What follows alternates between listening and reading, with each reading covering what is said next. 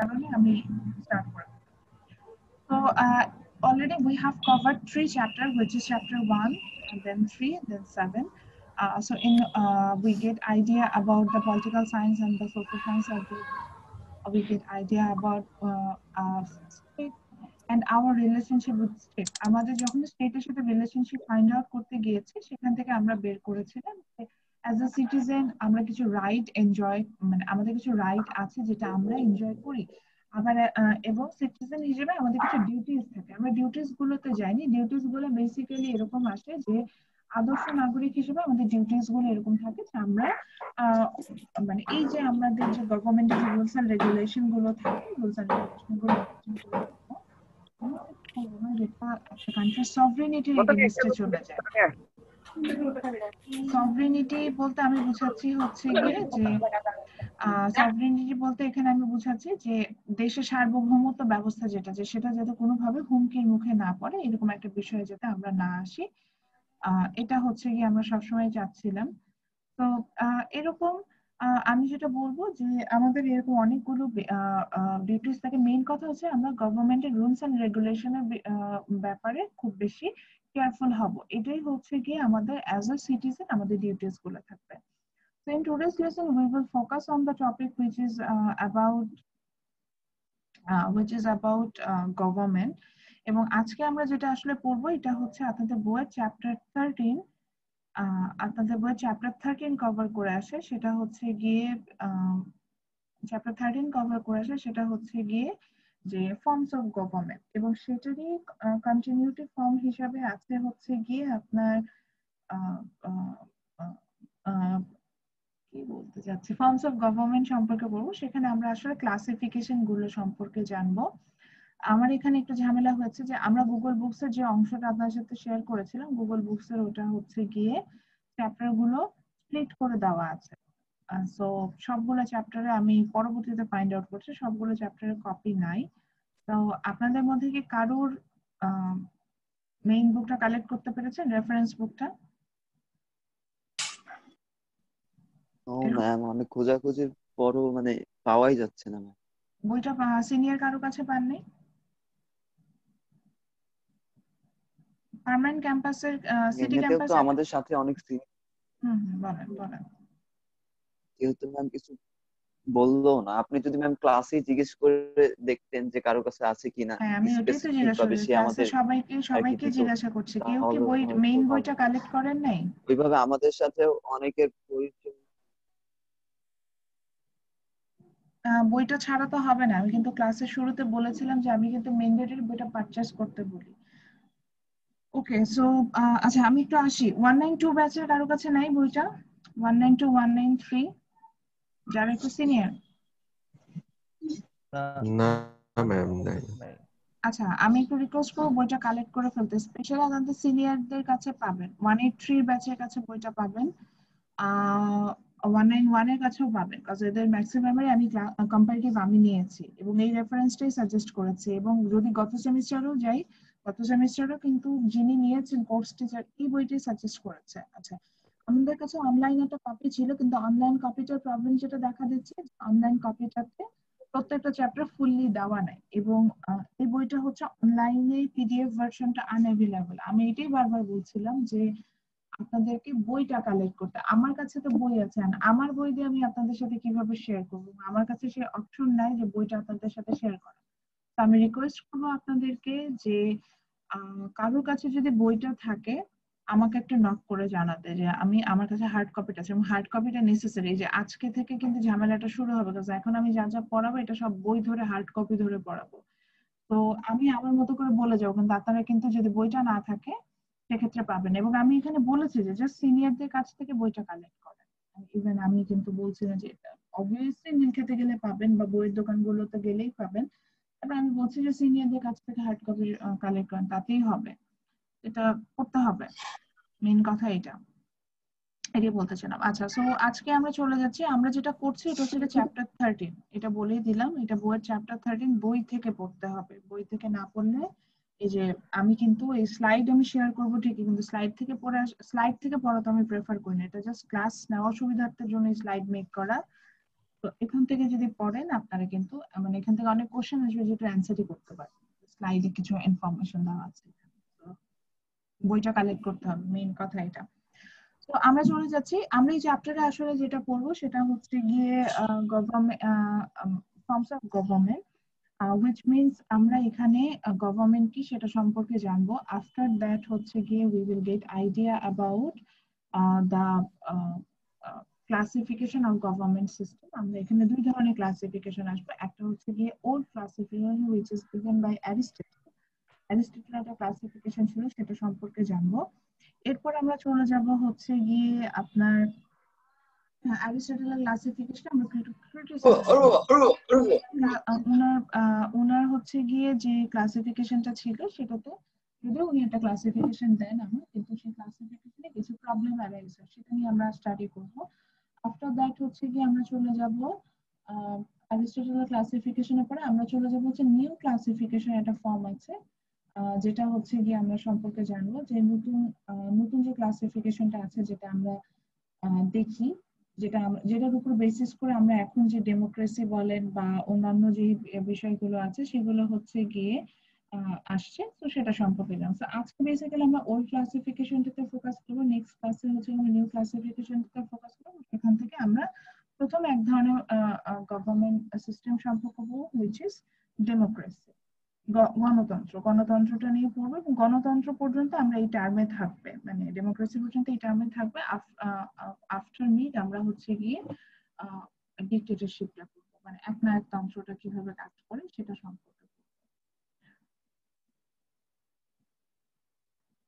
So যেটাতে ছিলাম সেটা হচ্ছে গভর্নমেন্ট। আমরা জানি যে there are four elements in state, which is a population, then territory, then government, then the last one is sovereignty. And government means it's a kind of system, or it's a group of people, or it's an organization, or it's an institution who will govern or other that four elements of state, three elements of state. So basically government বলতে আমরা একটা সিস্টেমকে বুঝি বা একটা group of পিপলকে বুঝি বা একটা কমিউনিটিকে বুঝি বা কিছু মানুষের মানে কি বলা যায় গ্রুপকে বুঝি, যারা কিনা স্টেট, একটা স্টেট মেক করতে হলে যে আদার্স যে থ্রি এলিমেন্টস আছে বা ফুল একটা স্টেট যেটা আছে সেটাকে আমরা কিন্তু হচ্ছে গিয়ে কন্ট্রোল করে থাকি, সেটাকে আমরা বলছি। তো এটা আসলে হচ্ছে গিয়ে আমি যে যেটাকে বলছি যে গভর্নমেন্ট যে ওয়ার্ডটা, সেটা যে যে গ্রিক যে ভার্ব দ্যাট ইজ গভর্ন থেকে এসেছে। Govern which means actually Greek ভাষায় এটার মিনিংটা হচ্ছে এরকম যে রুলার, রুলার। এবং এটা আসলে বেসিক্যালি ওরা গভর্নমেন্টটাকে মানে এখানে রুলার বলতে ওরা এরকম বোঝায় যে একটা শিপ, একটা শিপের যে ডাইরেকশন দেওয়ার জন্য যে সরি মাই মিস্টেক, রাডার বোঝায়। এবং একটা শিপের যে ডাইরেকশন দেওয়ার জন্য যে রাডারটা থাকে, যে দিক নির্দেশনামূলক যন্ত্রটা থাকে, সেটাকে তারা সাধারণত গভর্ন বলে থাকে। তো সেখান থেকে হচ্ছে এই গভর্নমেন্ট এই ওয়ার্ডটা এসেছে। এবং বেসিক্যালি আমরা গভর্নমেন্ট বলতে একটা সিস্টেমটাকে বুঝি যেখানে হচ্ছে গিয়ে যে আপনার এই আমার পুরো ওভারঅল স্টেট কিভাবে চলবে বা স্টেট থেকে কিভাবে রান করতে হবে সেটার জন্য কিন্তু তারা কাজ। ওকে, তো এবার চলে আসি যে গভর্নমেন্ট আমরা বুঝলাম, যদিও আমরা জানি যে আমি এটার জন্য আমরা একটা শেয়ার করেছিলাম, এখান থেকে আমার একটা প্রশ্ন হয় এই জন্য আমি বলছি যে আমরা জেনেছিলাম যে গভর্নমেন্টে কিন্তু তিনটা পার্ট থাকে, লেজিসলেচার, এক্সিকিউটিভ এন্ড জুডিশিয়ারি। আমরা এটা গভর্নমেন্টকে যখন দেখবো এটা কিন্তু অ্যাডমিনিস্ট্রেটিভ দিক দিয়ে দেখলে এটা তিনটা পার্ট পাবো, legislature, executive and judiciary. Executive part, they are actually obeying the rules and regulations which is created by the government. Legislature, they will create the rules and regulations which will help you to run the government. And the judiciary part, they will help you if you don't obey the rules and regulations of that government, that they will help you how to obey those. So mainly এই তিনটা part বললাম। প্রথমটা বললাম যে executive, এটা হচ্ছে এটা আমাদের লাস্ট লেকচারেই ছিল, এই জন্য আর আমি ওটা শেয়ার করছি না। এক্সিকিউটিভ পার্টে আমরা যেটা দেখেছিলাম যে এখানে হচ্ছে গিয়ে যে আমরা হচ্ছে তারা রুলস এন্ড রেগুলেশন গুলোকে প্র্যাকটিস করার খুব হেল্প করবে। লেজিসলেচার পার্ট, যেটাকে আমরা আইনসভা বলি, তারা হচ্ছে গিয়ে আপনাকে হেল্প করবে হচ্ছে গিয়ে যে আইনগুলোকে তৈরি করতে। জুডিশিয়ারি পার্ট, তারা আপনাকে হেল্প করবে হচ্ছে গিয়ে এই আইনগুলোকে যদি আপনি না মানেন সেক্ষেত্রে প্রয়োগ করবে। আইন যদি না মানেন সেক্ষেত্রে আপনার যে শাস্তির বিধান আছে সেটা দিতে সাহায্য করবে। তো এটা গেল হচ্ছে কি অ্যাডমিনিস্ট্রেটিভ পার্ট। এখন আসি যে অ্যাডমিনিস্ট্রেটিভ পার্ট ছাড়া যদি আমি সরকার ব্যবস্থাকে চিন্তা করি, forms of government in Bangla এর সরকার ব্যবস্থা, তো সরকার ব্যবস্থাকে যদি আমি চিন্তা করি, then it has some nature. Okay, like in some government we can find out like in Bangladesh we have only one prime minister and one president. Unitary form of government. Unitary form বলতে এই জন্যই unitary form এই কারণেই বলছে যে যেখানে আমরা দেখতে পাচ্ছি যে এক কেন্দ্রিক সরকার ব্যবস্থা, অর্থাৎ সরকারে পুরো পুরো কান্ট্রিটাকে কন্ট্রোল করছে।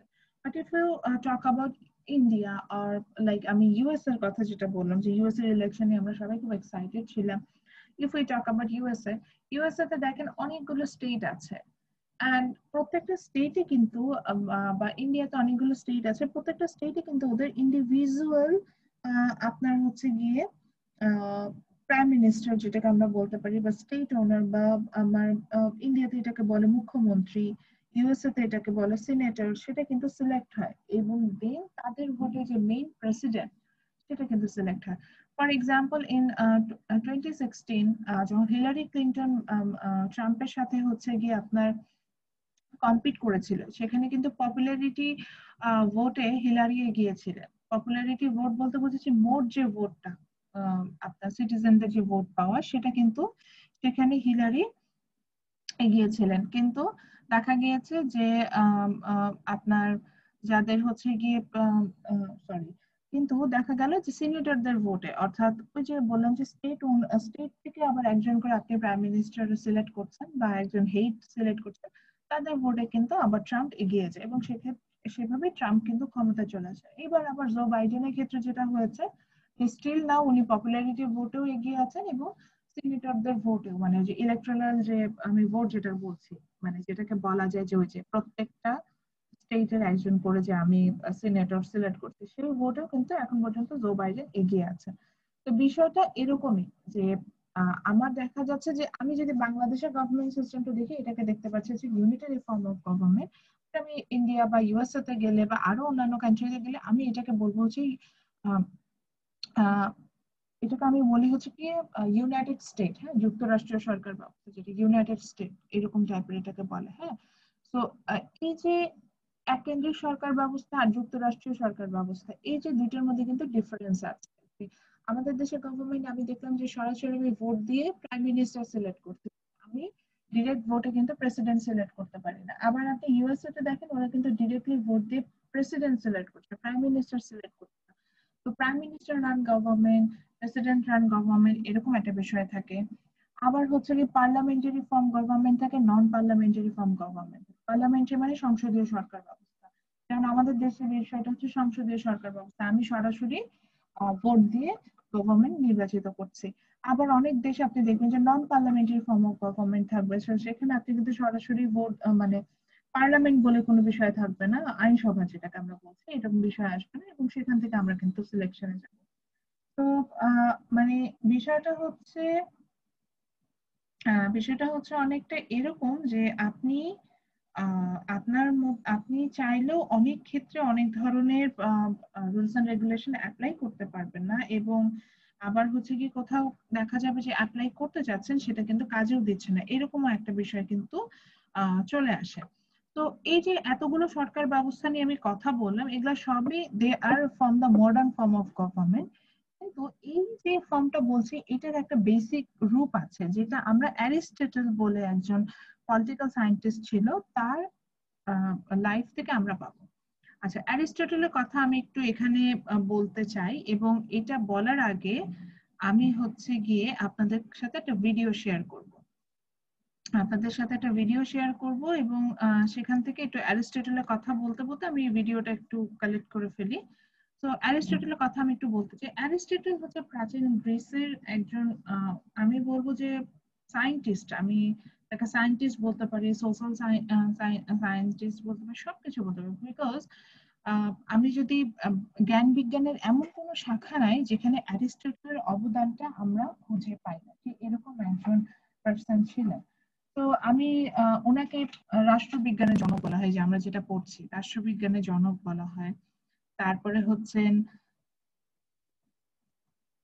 ওনাকে রাষ্ট্রবিজ্ঞানের জনক বলা হয়। তারপরে হচ্ছে, হ্যাঁ বলেন, কিছু বলতে চাচ্ছেন? প্রাণী বিজ্ঞানের জনক ম্যাম। হ্যাঁ, প্রাণী বিজ্ঞানের জনক বলা হয়, এটা বলতে চাচ্ছিলাম। ইভেন ইকোনমিক্স এ ওনার কিছু থিওরি আছে। দেন আমি যদি সায়েন্স এর ক্ষেত্রে যাই, আমি অ্যারিস্টটল, ইভেন ফিজিক্স কেমিস্ট্রি তো দেখেছি যে ওনার কোনো না কোনো কন্ট্রিবিউশন আছে। তো মেইনলি উনি এমন একজন পার্সন ছিলেন, ওনার কন্ট্রিবিউশন নাই এরকম আহ, আহ, জায়গা খুব কম। তো আমরা আজকের যেটা দেখব, যে মজার ব্যাপার হচ্ছে গিয়ে এই অ্যারিস্টটল উনি কিন্তু ডেমোক্রেসি পছন্দ করতেন না। অর্থাৎ এখন যে সবচেয়ে বড় যে আমরা ম্যাক্সিমাম ওয়ার্ল্ডে যে ম্যাক্সিমাম কান্ট্রি গুলো যে ফর্ম অফ গভর্নমেন্টটাকে ফলো করে, democracy, surprisingly Aristotle doesn't like democracy. তো আমরা এটা সম্পর্কে জানবো এবং অ্যারিস্টটল সম্পর্কে কিছু জানবো। জানার পরে হচ্ছে কি আমরা চলে যাবো যে অ্যারিস্টটল আসলে কি পছন্দ করতেন, এবং সেখান থেকে আমরা দেখবো যে উনি কি ধরনের ফর্ম অফ গভর্নমেন্ট আমাদের সাথে শেয়ার করলেন। এটার জন্য আমি জাস্ট ইউটিউবে একটা ভিডিও দেখবো আমরা। এটা তো দেখতে পাচ্ছি সবাই, ইউটিউবে আমি যে গিয়েছি। হ্যাঁ ইয়েস ম্যাম, ম্যাম। দেখতে Okay. পাচ্ছি।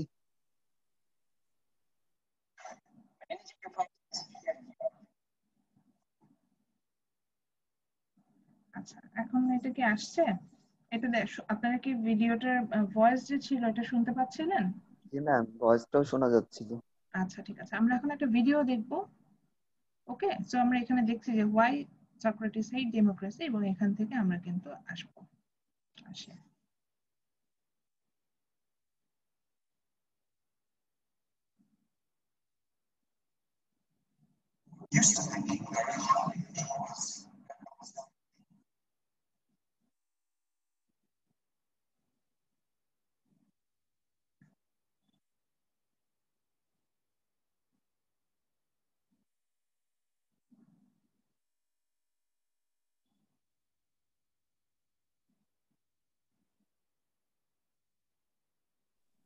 এখন সাউন্ড আসে না ম্যাম। আমি কোনো সাউন্ড শুনতে পাচ্ছি না। হ্যাঁ, এখন কি কোনো সাউন্ড পাচ্ছেন? এরকম হচ্ছে? জি জি। ম্যাম, কোনো কোনো সাউন্ড সাউন্ড শোনা যাচ্ছে না ম্যাম। আচ্ছা, আমি একটু বলছি, আমাকে একটু শেয়ার করবেন। আমি স্পিকারে দিলাম, এখন দেখেন এখন শুনতে পান কিনা। তো স্পিকারে দিলে যেটা হবে যে আমার ভলিউমটা চলে যাবে। তারপর আমি দিচ্ছি।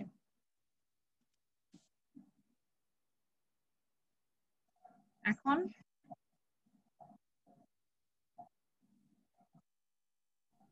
শোনা যায় না ম্যাম। ম্যাম এখন শুনতে সাউন্ড পাচ্ছি নেই। না। এখন শুনতে পাচ্ছেন? না। No ma'am. আচ্ছা ঠিক আছে, এটারও একটা সলিউশন আছে। একটু ওয়েট করতে হবে, তাহলে স্টপ শেয়ারে যাই। ম্যামের কাছে কয়েক ধরনের সলিউশন আছে। এক্সটার্নাল যেতে হবে।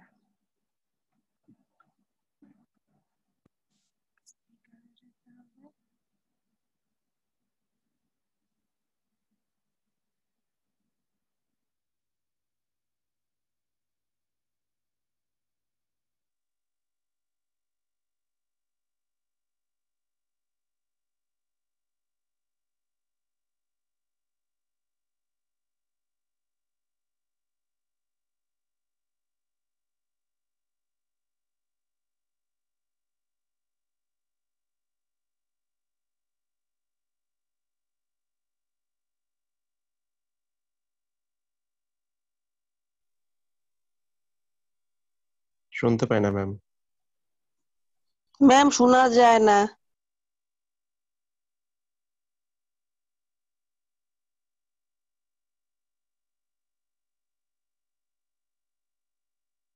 আমি তাহলে ভিডিওটা আপনাদের সাথে, সরি, এটা শেয়ার করে দেব। এটা আর কিছু করার নেই, ইন্টারনাল মাইক্রো। সাউন্ড ছাড়া কি আমরা বুঝতে পারবো না ম্যাম? হেডফোনে আসতে হবে। আচ্ছা, আমাকে এখন তো শোনা যাচ্ছে ক্লিয়ারলি। জি ম্যাম, জি আপনাকে ম্যাম। শোনা যাচ্ছে। ও আচ্ছা, আমি আমি আমি রিজনটা ফাইন্ড আউট করেছি। স্পিকার দেওয়া ছিল, হেডফোন দেওয়া ছিল। আচ্ছা, এখন আসার কথা। তারপর আমি একটু দেখি, যদি এবার না হয় তাহলে হচ্ছে কি আমি আর কিছু করব না। এটা আমার কয়েকটা ওকে সেটআপ ম্যাম। চেঞ্জ করলাম। জাস্ট এখানে দেখেন, যদি শুনতে পান তাহলে তো ভালো। এখন শুনতে পাচ্ছেন? No ma'am. মানে ভয়েস শোনা যাচ্ছে না? নো ম্যাম, শোনা যাচ্ছে না। আপনার ভয়েস শোনা যায় কিন্তু ভিডিওর ভয়েস শোনা যায় না। এটা তো হয়ই না কখনো। আমি হেডফোনে স্পিকারে নিয়ে আসলাম, এটাকে স্পিকারে নিয়ে আসলাম, ইভেন হচ্ছে গিয়ে ভিডিও শেয়ার করলাম, এবং সেই ভিডিওটা হচ্ছে আমি আমার ইয়াতে রাখলাম। এখনো শুনতে পাচ্ছেন না, তাই তো? Be pessimistic about the whole business of democracy. শুনতে পাচ্ছেন? In Book 6 of the Republic, Plato describes এখন শুনতে Socrates পাচ্ছি। falling শোনা into যায় ম্যাম, শোনা conversation. যায়। এখন ইয়েস শোনা ম্যাম। যাচ্ছে? জি ম্যাম শুনতে But পাচ্ছি। এখন স্ক্রিন screen share শেয়ার হয় নাই। স্ক্রিন শেয়ার হয়েছে হয় না? হয়েছে না, এখন হয়েছে হয়েছে। হয়েছে স্ক্রিন শেয়ার হয়েছে। আচ্ছা, সো আমরা আবারও যাচ্ছি। আমরা হয়েছে দেখবো ম্যাম, হয়েছে হচ্ছে ম্যাম। গিয়ে আমরা অ্যারিস্টটলকে নিয়ে কথা বলছিলাম। সো অ্যারিস্টটলের যিনি শিষ্য ছিলেন, হুইচ ইজ সক্রেটিস, উনি ডেমোক্রেসিকে খুব অপছন্দ করতেন, এবং তার শিষ্য হিসেবে অ্যারিস্টটল আসলে ডেমোক্রেসিকে পছন্দ করতেন। এবং আমরা দেখবো যে তাদের যে ফর্মস অফ গভর্নমেন্ট আছে সেখানে তারা আসলে democracy, which is the most popular form of government, সেটাকে আসলে অপছন্দ করেছেন। এবং সেভাবেই তারা তাদের মতো করে ক্লাসিফিকেশন দিয়ে গেছে। কিন্তু পরবর্তীতে আমরা যখন নিউ ফর্ম অফ গভর্নমেন্ট করবো, ওখানে আবার দেখবো যে আমরা কিন্তু এইটাকে ফোকাস করে এগিয়েছি। সো আমরা এখন আসি, এটা দেখি যে আসলে অ্যারিস্টটল বা সক্রেটিস কি বলেছে ডেমোক্রেসি নিয়ে। Okay, ma'am. আমরা আগিয়ে Like to দিলাম, be হ্যাঁ? photographed there. It's therefore very striking to discover that one of ancient Greece's greatest achievements, philosophy, was highly suspicious of its other achievement, democracy. The founding father of Greek philosophy, Socrates, is portrayed in the dialogues of Plato as hugely pessimistic about the whole business of democracy. In Book 6 of the Republic, Plato describes Socrates falling into conversation with a character called Adimantus and trying to get him to see the flaws of democracy by comparing a society to a ship. If you were heading out on a journey by sea, asks Socrates, who would you ideally want deciding who was in charge of the vessel? Just anyone, or people educated in the rules and demands of seafaring? The latter, of course, says Adimantus. So why then, responds Socrates, do we keep thinking that any old person should be fit to judge who should be the ruler of a country? Socrates' point is that voting in an election is a skill, not a random intuition. And like any skill, it needs to be taught systematically to people. Letting the citizenry vote without an education is as irresponsible as putting them in charge of a trireme sailing to Samos in a storm. Socrates was to have first-hand catastrophic experience of the foolishness of voters. In 399 BC, the philosopher was put on trial on trumped-up charges of corrupting the youth of Athens. A jury of 500 Athenians was invited to weigh up the case and decided by a narrow margin that the philosopher was guilty. He was put to death by hemlock in a process which is, for thinking people, every bit as tragic as Jesus' condemnation has been for Christians. Crucially, Socrates was not elitist in the normal sense. He didn't believe that a narrow few should only ever vote. He did, however, insist that only those who had thought about issues rationally and deeply should be let near a vote. We have forgotten this distinction between an intellectual democracy and a democracy by birthright. We have given the vote to all without connecting it to wisdom. And Socrates knew exactly where that would lead, to a system the Greeks feared above all, demagoguery. Ancient Athens had painful experience of demagogues. For example, the louche figure of Alcibiades, a rich, charismatic, smooth-talking, wealthy man who eroded basic freedoms and helped to push Athens to its disastrous military adventures in Sicily. Socrates knew how easily people seeking election could exploit our desire for easy answers. He asked us to imagine an election debate between two candidates, one who was like a doctor and the other who was like a sweet shop owner. The sweet shop owner would say of his rival, "Look, this person here has worked many evils on you. He hurts you, gives you bitter potions, and tells you not to eat and drink whatever you like. He'll never serve you feasts of many and varied pleasant things like I will. Socrates asks us to consider the audience's response. Do you think the doctor would be able to reply? The true answer, I cause you trouble and go against your desires in order to help you, would cause an uproar among the voters, don't you think? We have forgotten all about Socrates' salient warnings against democracy. We have preferred to think of democracy as an unambiguous good rather than as something that is only ever as effective as the education system that surrounds it. As a result, we have elected many sweet shop owners and very few doctors. Okay, thank you. That's it from the video. এখানে আমরা আসলে যেটা দেখানোর চেষ্টা করেছি, আমি ভিডিওটা আপনাদের সাথে শেয়ার করে দেব আপনাদের গুগল ক্লাসরুমে। সো এখানে মেইনলি সক্রেটিস যেটা ফোকাস করেছিলেন, আমরা কি এটা জানি যে সক্রেটিস যে হেমলক বিষ পানে মারা যান, তাকে বাধ্য করা হয় হেমলক বিষটা পান করতে, এরকম একটা জি ঘটনা? ম্যাম। আচ্ছা, আমরা আমাদের প্রথম একটা ড্রামা ছিল হেমলকের উপরে, যথার্থ গণতন্ত্র, যেটা উনি বলেছিল যে প্রপার ডেমোক্রেসি যেটা উনি ওনার কাছে ডেমোক্রেসিটা অ্যাকচুয়ালি ছিল ডেমোগ্যাগরি, এরকম একটা টার্মে উনি এটাকে কনভার্ট করেছিলেন। সো বেসিক্যালি ওই সময় যেটা হতো যে ওই সময়তে এরকম সিস্টেমেটিক্যালি এডুকেশন সিস্টেম ছিল না, ওখানে একজন শিষ্য থাকতো, তার গুরু থাকতো, তার আন্ডারে অনেক শিষ্য থাকতো, তারা তার কাছ থেকে শিক্ষা গ্রহণ করতো। সক্রেটিস এরকম একজন পাইনিয়ার বলতে পারি, যিনি কিনা গ্রিক ফিলোসফার, যিনি কিনা এই জ্ঞান বিজ্ঞানের প্রত্যেকটা শাখায় তার অবদান ছিল, এবং তার একজন যোগ্য শিষ্যই হচ্ছেন অ্যারিস্টটল। তার মৃত্যুর পরে কিন্তু তার আপনার যে ইনস্টিটিউট যেটাকে ছিল, যেটার নাম ছিল আকাডেমিয়া, এটার কিন্তু দায়িত্বভার কিন্তু অ্যারিস্টটলের উপরে আসেন। এবং অ্যারিস্টটলই কিন্তু আবার আলেকজান্ডারের টিচার, যেটাকে আমি বলতে পারি।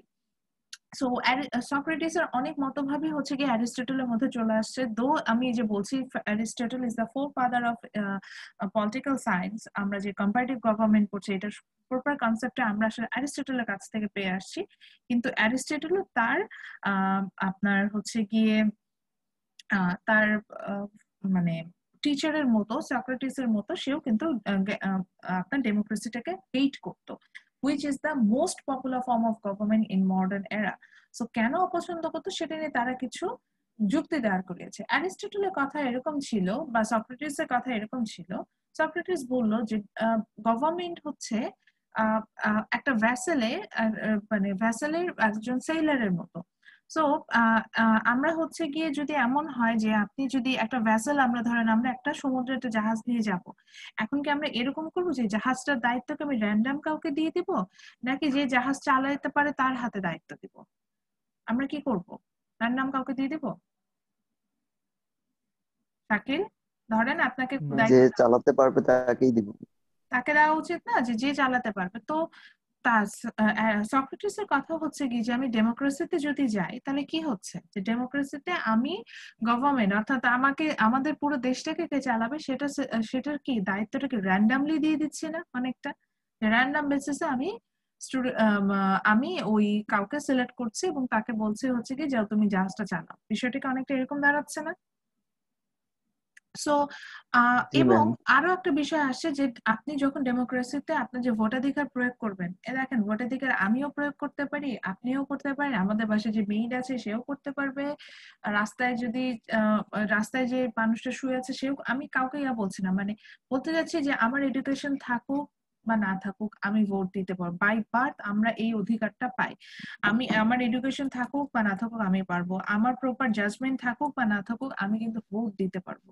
সো এই ধরনের যখন আমার হচ্ছে গিয়ে আন্ডারস্ট্যান্ডিং থাকবে, সো আমার কিন্তু এই পাওয়ারটা মিসইউজ হওয়ার পসিবিলিটি অবশ্যই থাকবে, মিসইউজ হতেই পারে। তো সেক্ষেত্রে যদি মিসইউজ হয় আমি এখানে কিছু করতে পারবো না। মিসইউজ হয়ে গেলে আমার হচ্ছে গিয়ে ঠিক সেইভাবেই হচ্ছে গিয়ে যে এইভাবেই কিন্তু আমরা লিডারটাকে সিলেক্ট করব। যেমন আমরা আমেরিকানদের দোষ দিই, আমরা বলি যে মোস্ট আমেরিকানরা হচ্ছে গিয়ে আপনার মানে ওরা দেখা যায় স্কুলই পাস করে না, সো ওরা হচ্ছে গিয়ে এই যে ট্রাম্পের মতো একজনকে ইলেক্টেড করেছে। কিন্তু দেখেন ট্রাম্প কিন্তু ওদের ভোট পেয়ে ইলেক্টেড হওয়া একজন প্রেসিডেন্ট।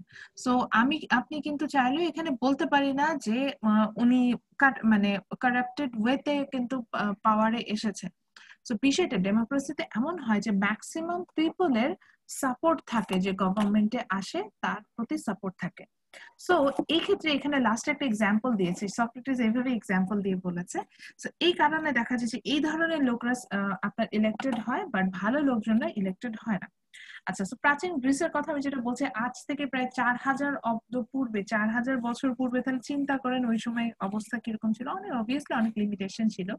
সো ওই সময় আমরা রেস্টুরেন্ট বলতে, রেস্টুরেন্ট বা বার, পানশালা যেটাকে আমরা বলি, সেটা বলতে এটাকে সুইট শপকিপার, এই ধরনের মানে যেখানে এই ধরনের মিষ্টি জাতীয় উপাদান বিক্রি হতো, এরকম দোকান বুঝতাম। এবং ওই সময় এলিট শ্রেণীর মানুষ বলতে আমরা বুঝতাম হচ্ছে ডক্টর, যারা কিনা আপনার মানুষের জীবন বাঁচাতে পারে, এরকম একটা সেক্টরটাকে বুঝতাম। তো দেখেন আমি আপনি চাইলে কিন্তু এখন ডক্টর হতে পারবো না, আমি নিজেও চাইলে এখন ডক্টর হতে পারবো না, আমার পক্ষে সম্ভব না, মানে আর আমাকে আমার এডুকেশন সিস্টেম সাপোর্ট করবে না। ইভেন আমি যে পৃথিবীর যে দেশে যাই না কেন, নতুন করে আমি আমার গ্রাজুয়েশন স্টার্টও করতে পারবো না আর ডক্টরও হতে পারবো না। তো বিষয়টা অনেকটা এরকম। তো ডক্টর হতে গেলে অবভিয়াসলি আপনাকে সেভাবে স্টাডি করে আসতে হবে। তো ওই সময় আমি 4000 অব্দ পূর্বে বলছি, তো ওই সময় ডক্টর অবভিয়াসলি তখন অ্যানেস্থেসিয়া ওইভাবে আবিষ্কার হয়নি, ইনস্ট্রুমেন্ট গুলো ওইভাবে আপনার খুব পারফেক্ট ছিল না। সো যেটা ছিল যে ডক্টরদের কাছে যাওয়াটা ভীতিকর একটা বিষয় ছিল। এবং তখন প্লেগ বলেন, এই ধরনের অনেক বেশি প্যান্ডেমিক, অনেক তখন দেখা যেত মানুষ ডায়রিয়াতেই মারা যেত। রিসেন্টলি একটা বড় ধরনের ডিজিজ ছিল, হ্যাঁ, প্লেগে হাজার হাজার মানুষ মারা যেত, লক্ষ লক্ষ মানুষ মারা যেত, বা কলেরা, তারপরে হচ্ছে বসন্ত, এগুলোতে অনেক মানুষ মারা যেত। তো ওই সময় ডক্টরদের কাছে যাওয়া একটা ভীতিকর ব্যাপার ছিল, যে তখনকার সময় মানুষদের এরকমই একটা আন্ডারস্ট্যান্ডিং ছিল যে ডক্টরের কাছে গেলে তারা এই যে ইনজেকশন দিবে বা খুব কষ্টদায়ক কিছু প্রসেসের মাধ্যমে চিকিৎসা করবে, যে কারণে তারা ডক্টরদেরকে একটু মানে ভয়ের দৃষ্টিতে দেখতো। এবং দেখবেন যে এখানে ভিডিওটাতে দেখা যাচ্ছে ডক্টরদের একটা খুব অদ্ভুত একটা পোশাক তারা পরে আছে, এটা পাখির মতো একটা ড্রেস পরে আছে। কারণ তখন তো ডক্টরদের নিজেদের ইনফেক্টেড হওয়ার ভয় ছিল, তারা এই ধরনের বর্ম পরতো, একটা ধরনের বর্ম পরে তারা কিন্তু হচ্ছে গিয়ে ওই সময় চিকিৎসা দিতেন। তো বললেন যে পপুলারিটি ভোটে যদি আমরা যাই, ওই সময়ের কথা বেসিসে উনি বলেছেন, তো পপুলারিটি ভোটে যদি যাই, তো এই সুইট শপকিপার বা রেস্টুরেন্ট ওনার বা যিনি বার ওনার, উনি যদি একটা জনসভায় বক্তৃতা দেন, উনি কি বলবেন, দেখেন ভাই সব, আমি কত ভালো, আমার রেস্টুরেন্টে আসলে আপনারা যা খাইতে চান আমি তাই খাইতে দেই, পানি খাইতে চাইলে পানিও খাইতে দেই, ড্রিঙ্ক করতে চাইলে ড্রিঙ্কও করতে দেই, কোনো বাধা নাই। ঠিক আছে, কিন্তু আসলে কি সুইট শপকিপার আমাদের জন্য ভালো করছেন? আপাত দৃষ্টিতে কিন্তু উনি ভালো করছেন না, তাই না? তো একইভাবে যদি আমি ডক্টরের কথা বলি, তখন যদি ডক্টর এসে বলে যে ভাই আমি তো আপনাদের জীবন বাঁচাই, আপনাদেরকে এটা খেতে নিষেধ করি, ওইটা খেতে নিষেধ করি, যাতে আপনারা অনেকদিন বেঁচে থাকেন। সো আপাত দৃষ্টিতে আপনি চিন্তা করে দেখেন তো, আপনার মনে কি হবে? আপনার মনে হবে না যে আরে ভাই ওই সুইট শপকিপার উনিই তো ভালো, যে আমি যা চাচ্ছি তাই খেতে দিচ্ছে, কোনো বাধা নাই, আমি যা করতে চাচ্ছি তাই করতে দিচ্ছি, বিষয়টা অনেকটা এইভাবে কাজ করছে।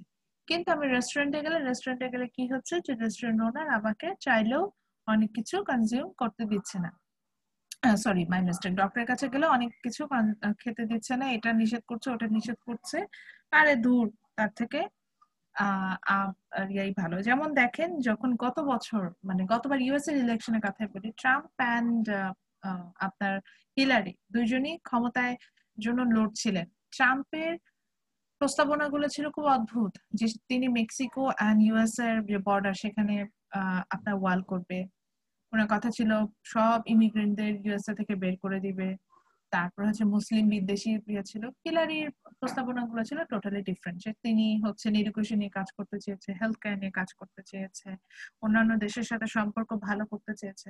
সো বাই বোর্ন আমরা যেটা হয় যে আমরা সেলফিশ নেচারের হই, আমরা দেখা যায় যে যারা আমাদের এই সেলফিশ নেচারটাকে সাপোর্ট করে আমরা তাদের ব্যাপারে কিন্তু বেশি পজিটিভ হই।